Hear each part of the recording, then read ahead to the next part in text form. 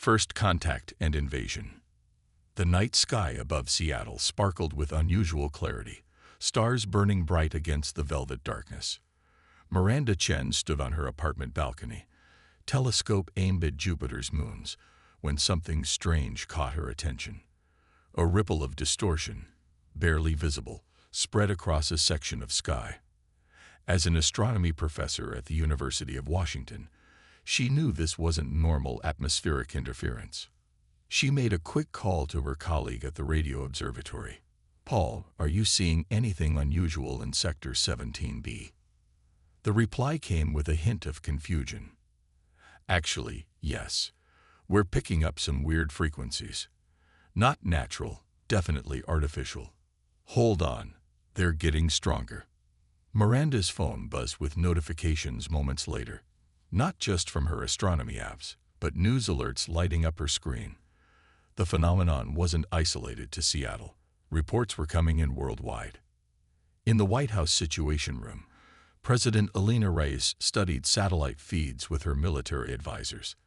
The images showed massive objects emerging from what appeared to be localized space-time distortions approximately 200,000 miles from Earth. "What exactly am I looking at, General?" she asked, her voice steady despite the tension in the room. General Marcus Wilson, chairman of the Joint Chiefs, cleared his throat. "Madam President, those are vessels, extraterrestrial vessels. Based on their size and configuration, we're looking at a fleet, likely military in nature." "How many?" "We've counted 23 so far. The largest one is approximately 4 miles long." A heavy silence fell over the room. Decades of speculation about humanity's place in the universe had been answered in the most alarming way possible. "Communications?" the president asked. "Nothing yet, but our systems are ready. NASA, SETI, and the military are all standing by on all possible frequencies." The answer came sooner than expected, but not through any conventional channel. At precisely 3:17 a.m. Eastern Standard Time, every screen on Earth, televisions, phones, computers, billboards, flickered and displayed the same image: a humanoid figure with iridescent scale-like skin, 6-fingered hands, and eyes like liquid metal. "People of Earth," the alien began, its mouth movements not quite matching the words that everyone heard in their native language. "I am High Commander Zurax of the Draxian Empire. Your planet has been selected for immediate incorporation into our dominion. Your resources will serve the Empire. Your people will serve the Empire. Resistance is not advised. We have conquered 37 civilizations more advanced than yours. Our technology exceeds your understanding. Submit, and many of you will be permitted to live as productive subjects." The transmission ended as abruptly as it had begun, leaving humanity in stunned silence for approximately 7 seconds before global panic erupted. In her Seattle apartment, Miranda Chen wasn't panicking. She was downloading every piece of astronomical data available and running analyses. Something about the alien ship's approach vectors triggered her memory of theoretical papers she'd read years ago. Meanwhile, in a classified facility beneath the Rocky Mountains, Dr. Elijah Wright watched the alien transmission with less surprise than most. As director of Project Sentinel, a black-budget program established after the discovery of unusual artifacts in Antarctica in 2032, he had suspected this day might come. "Get me the president," he told his assistant, Code Icarus.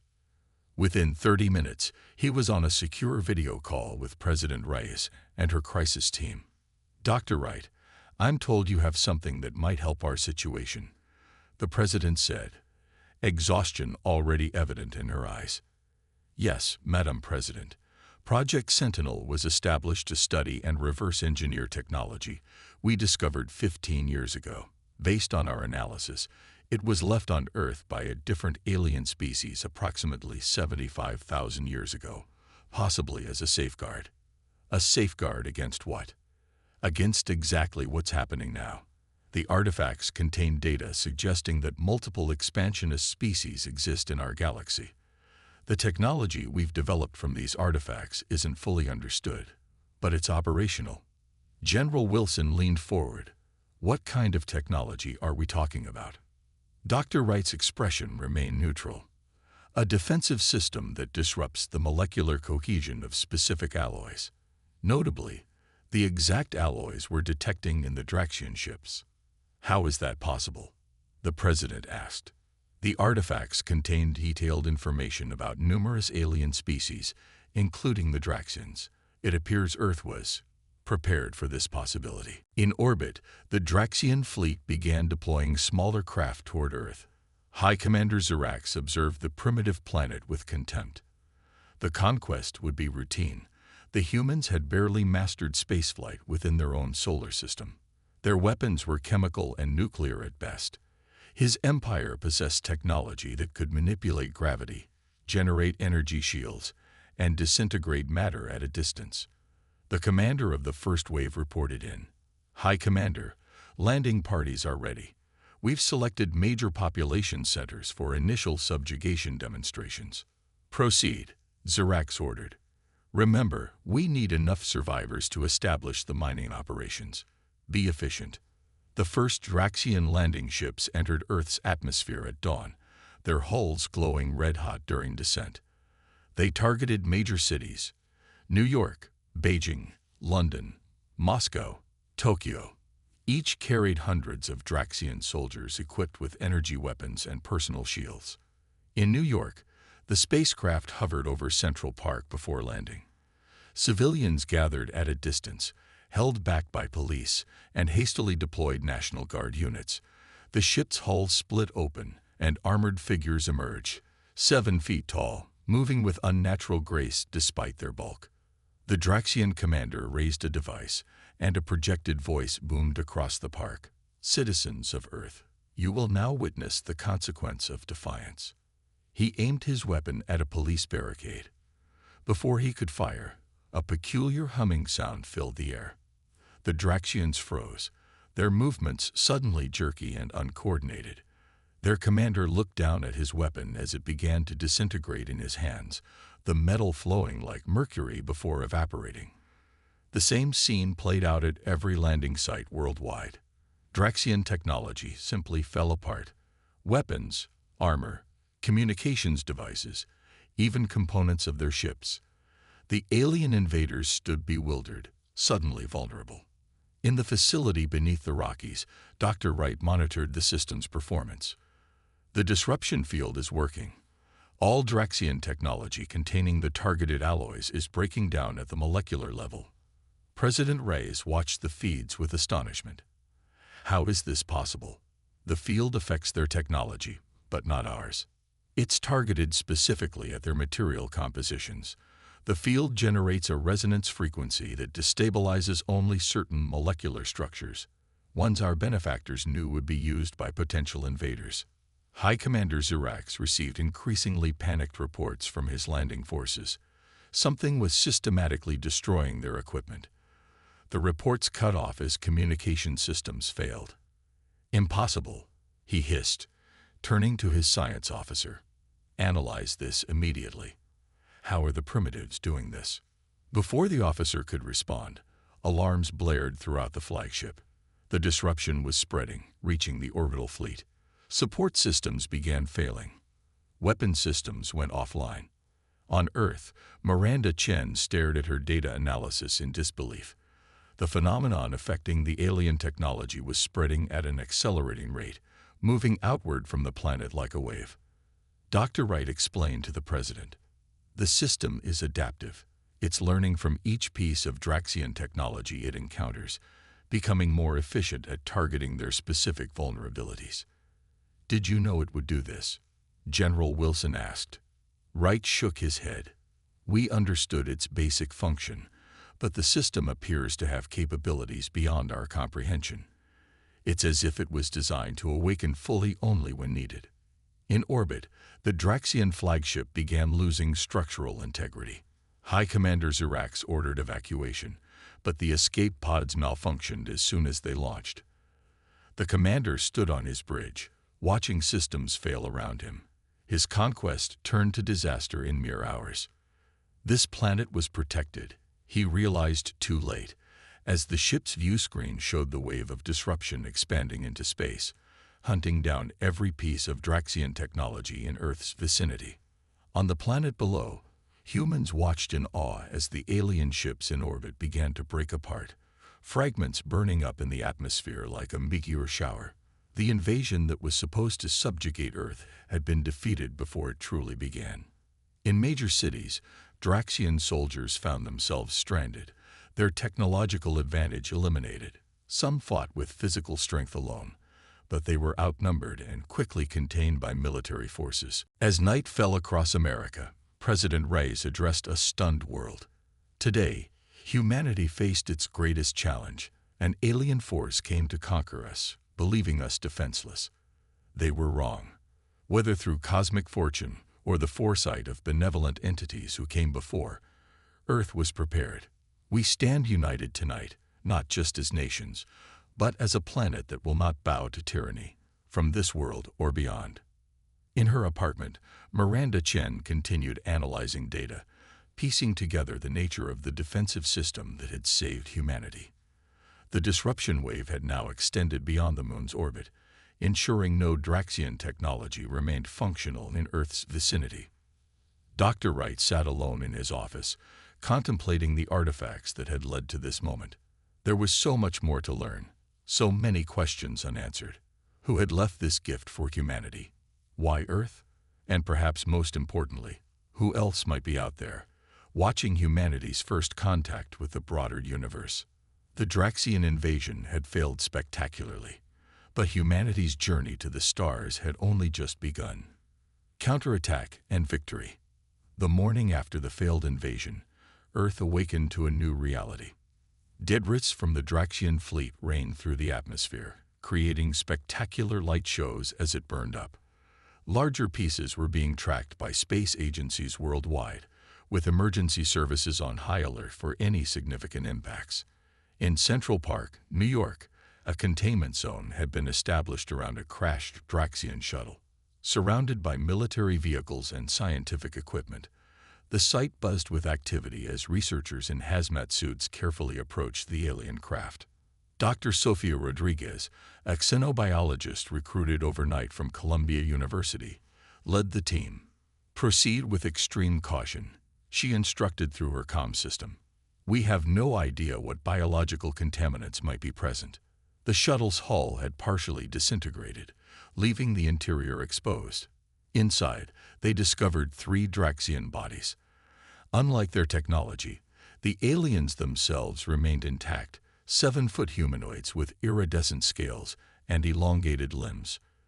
They look almost peaceful, one of the researchers noted. Dr. Rodriguez shook her head. Don't anthropomorphize. These beings came to conquer us. Similar scenes played out across the globe as humanity cautiously approached the remnants of what should have been their doom. In Beijing, Tokyo, London, and 24 other landing sites, alien bodies and fragments of their technology were secured for study.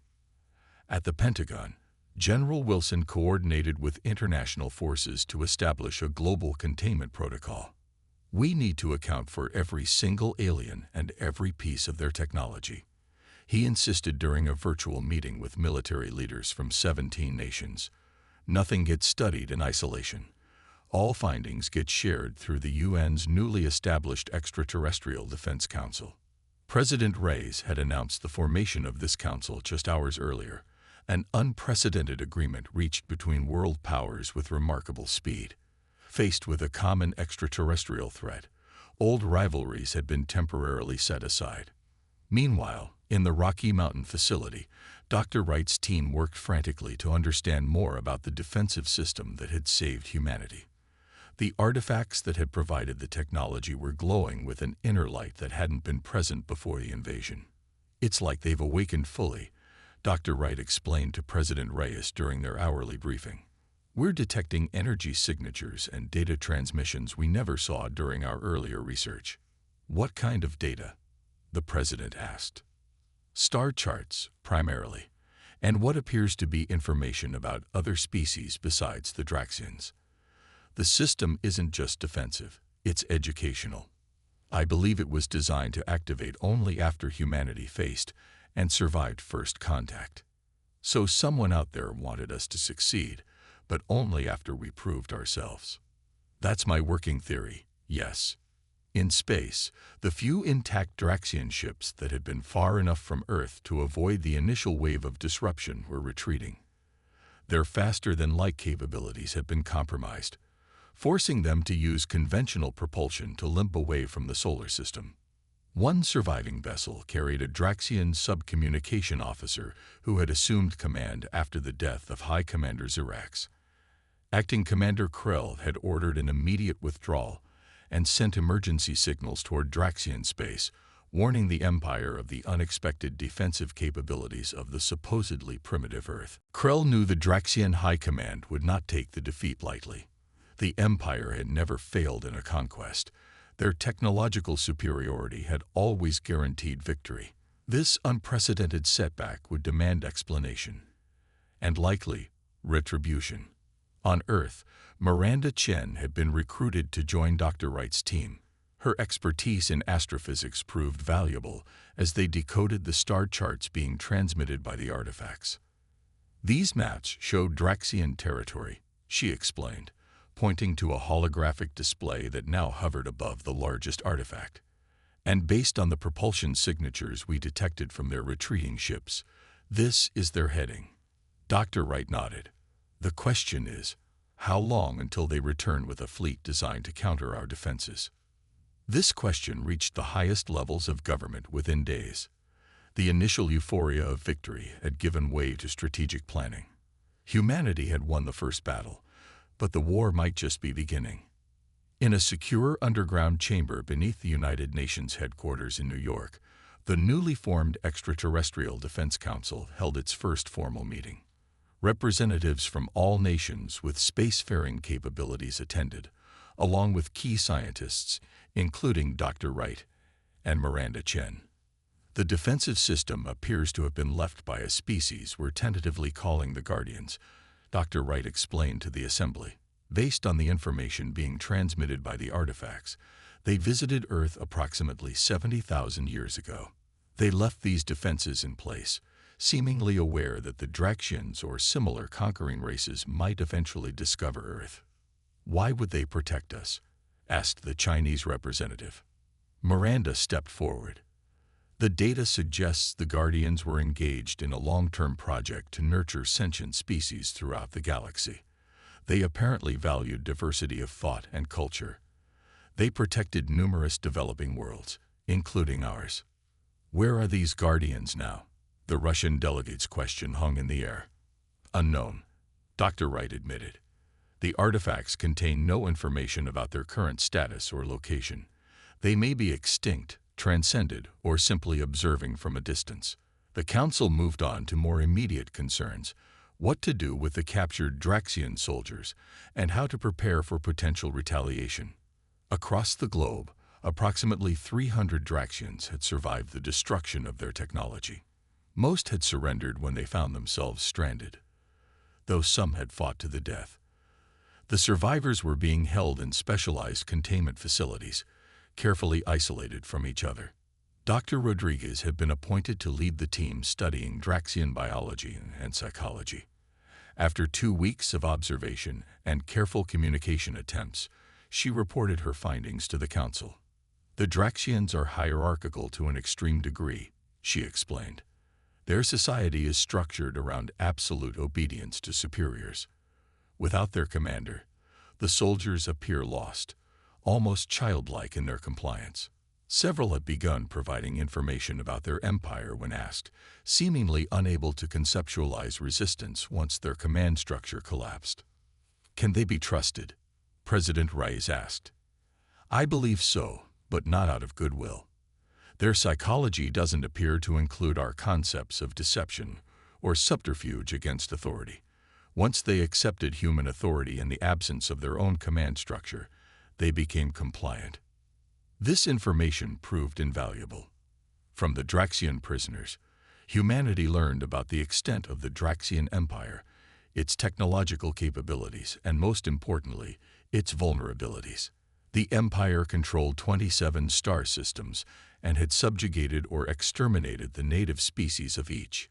Their technology relied heavily on a rare element not found in Earth's periodic table, which they called xercium. This element was central to their faster-than-light drives, weapon systems, and communication technology. And it happened to be the primary target of the Guardian defensive system's molecular disruption effect. Even more crucially, the prisoners revealed that the Draxian homeworld suffered from severe resource depletion. Their entire empire was built on a desperate need to acquire new worlds and strip them of resources. Earth, with its abundant water, diverse biosphere, and mineral wealth, had been considered a particularly valuable prize. Acting on this intelligence, the United Nations authorized the first human interstellar mission. Using technology reverse-engineered from the Guardian artifacts, a small craft was prepared to travel to the edge of the solar system, where it would broadcast a message toward Draxian space. Miranda Chen volunteered to lead the three-person crew. "The star charts are clear," she told Dr. Wright before departure. "We need to position ourselves precisely in the shadow of Neptune to avoid detection by any advanced scouts they might send." The journey took just 72 hours, a testament to how quickly humanity was adapting the Guardian technology. Once in position, they activated the transmission device. The message was simple: Earth was protected by Guardian technology. Any further aggression would be met with the same response. Moreover, Earth now possessed the capability to project the disruption field far beyond its own solar system. This last part was a calculated bluff. The defensive system was indeed growing stronger as scientists unlocked more of its capabilities, but its range was still limited. However, the Draxian prisoners had revealed their species' psychological aversion to risk when facing unknown technology. 3 days after sending the message, the Earth vessel detected a response. A small Draxian scout ship had entered the solar system's outer boundary. It maintained position, transmitting a signal back toward Draxian space before approaching Miranda's vessel with extreme caution. The communication, when established, came from no less than the Draxian Emperor himself. His image appeared on the ship's view screen, larger and more ornately adorned than the invasion commanders had been, but with the same cold, metallic eyes. "Humans of Earth," the Emperor began, his tone formal but lacking the previous arrogance. "The attack on your world was unauthorized. Commander Zirax exceeded his mandate in attempting full conquest without proper assessment of defensive capabilities." Miranda, well briefed on Draxian psychology, recognized the face-saving lie immediately. Nevertheless, she responded diplomatically. "The Draxian Empire has been noted as an aggressive expansion force. Earth stands ready to defend itself against any further incursions." "Such measures will be unnecessary," the Emperor replied. "We propose a demarcation of territory and non-aggression pact. Your solar system shall remain inviolate. In exchange, humans will not deploy their Guardian technology against Draxian worlds." The terms were negotiated over the next 6 hours.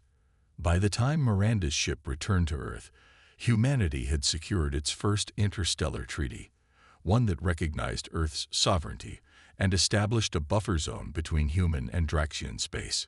President Reyes addressed the United Nations General Assembly the following day. "1 week ago, we were a planet of disparate nations, focused on our differences. Today, we stand united as humanity, recognized as a sovereign power among the stars. The Draxian invasion sought to subjugate us, but instead forced us to transcend our divisions." She paused, looking across the chamber where representatives of every nation sat together. "The Guardian artifacts continue to reveal their secrets. We now understand that we were never alone in this universe, and that our existence was deemed worthy of protection by an ancient civilization. We have been given a second chance, not just to survive, but to thrive among the stars." In the following months, more Guardian facilities activated around the world, in the depths of the Mariana Trench, beneath the Antarctic ice, within the Amazon rainforest, and in the Sahara Desert. Each contained different aspects of Guardian technology and knowledge. Miranda Chen, now heading the newly established Earth Space Academy, worked closely with Dr. Wright to integrate this knowledge into humanity's growing interstellar program. The first true human starship was already under construction in Earth orbit, built with a combination of adapted Guardian technology and human innovation. The captured Draxians, after extensive psychological evaluation, were offered a choice: remain on Earth in protected enclaves or return to their empire with the next diplomatic exchange. To everyone's surprise, over half chose to stay, expressing a concept that translated roughly as freedom from hierarchy, apparently a radical and forbidden philosophy in Draxian society. 1 year after the invasion attempt, humanity celebrated First Contact Day, not as a memorial of war, but as a recognition of Earth's emergence onto the galactic stage. The failed Draxian conquest had accelerated human development by centuries, if not millennia. Dr. Rodriguez, now serving as Earth's first xenoanthropologist, summed up the sentiment in her address to the global celebration. The Draxians came to conquer a planet of primitives and found instead a world under the protection of guardians. They expected to find resources to exploit, but discovered a species ready to defend not just its territory, but its values. They came seeking subjects, and instead found equals. As fireworks illuminated the night sky above every major city on Earth, Miranda Chen stood on the observation deck of the orbital construction facility, watching the hull of humanity's first starship take shape. Beyond it, the stars beckoned, no longer distant and unreachable, but the next frontier for a united human species. The Draxian invasion had lasted less than a day. Its consequences would echo through human history forever.